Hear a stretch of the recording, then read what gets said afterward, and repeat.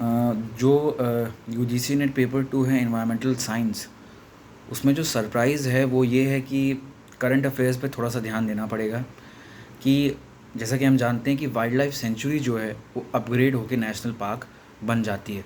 हाँ, ध्यान रखिएगा, नेशनल पार्क्स कभी भी डाउनग्रेड होकर वाइल्ड लाइफ सेंचुरीज़ नहीं बनते। तो ये हर साल होता रहता है, ठीक है।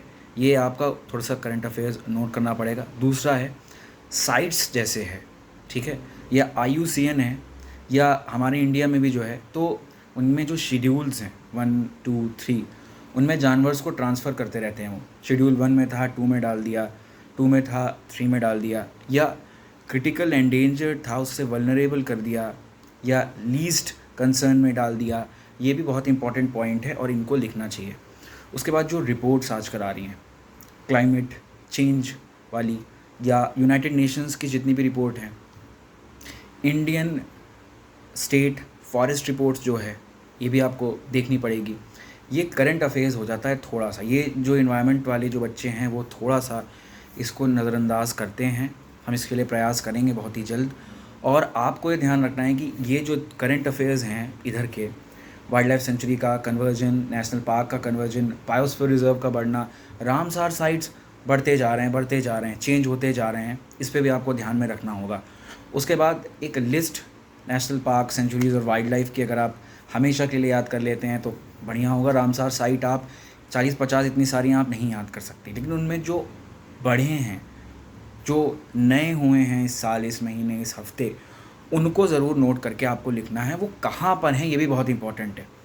उसके बाद जो एक नई चीज़ आती है वो ये आती है कि कई बार ऐसा हुआ कि फॉरेस्ट लगी है कहीं, या कोई तूफ़ान आया है, जैसे फैनी आया था इंडिया में, तो ये सब आपको इसका भी एक नोट बनाना होगा। तो जो कल्चर इस समय है, हर पेपर में करंट अफेयर्स का जो पलड़ा है वो भारी होता जा रहा है। NTA वाले भी कहीं ना कहीं इसको धीरे धीरे बढ़ा रहे हैं, मोटिवेट कर रहे हैं कि हम करंट पे भी थोड़ा ध्यान में देंगे। तो इसके लिए आप ज़रूर एक नोट्स बनाइए कि हाँ, ये चीज़ें हमें नोट करनी है। प्रोफेशनली आप जो पढ़ रहे हैं पेपर 2 में एनवायरमेंटल साइंस में, वो अच्छा है, सही है, लेकिन देखिए वो बेसिक चीज़ है, ठीक है। वो स्टैटिक पोर्शन है, क्योंकि वो कभी नहीं बदलना। वो आपने पढ़ते जाना है कि हाँ, इकोलॉजी पढ़ना है, एयर पोल्यूशन पढ़ना है, ये हमें जो सारे के सारे नॉइज़ के, या हमें जो एयर के, इन्होंने गैसेस के जो हमें कंसंट्रेशन दिए हैं, तो याद करना है, ये तो नहीं होना है। लेकिन कभी कभी चेंज होता है, अगर कोई पैमाना चेंज हुआ, कोई पैरामीटर, वो आप ध्यान में रखिए। कई बार कोई इंस्टीट्यूट है नया, उसने कुछ नया वेदर फोरकास्टिंग का कोई नया सैटेलाइट गया है, कोई नया छोटा सा ऐप बना है, ये थोड़ा सा करंट अफेयर में आप डिफ्लेक्ट हो, क्योंकि पेपर धीरे धीरे करंट अफेयर और करंट चीज़ों पे आएगा, धीरे धीरे आएगा और आ भी रहा है। आप देखेंगे कि 10 से 12 सवाल आपको करंट के इन्वायरमेंटल साइंस में मिल रहे होंगे, और ये पोर्शन बढ़ेगा। तो मैं यही बताना चाहता आपसे कि इस पर ध्यान दीजिए, क्योंकि ये सरप्राइज़ होता है। ये बाउंसर बॉल आता है और फिर आप जो है सिर झुकाते हो और फिर आपका सिर झुक ही जाता है, फिर से क्लियर नहीं होता पेपर। इस पर ध्यान दीजिएगा।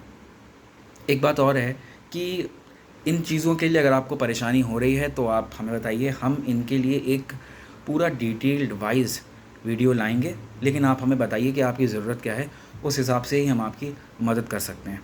So thank you.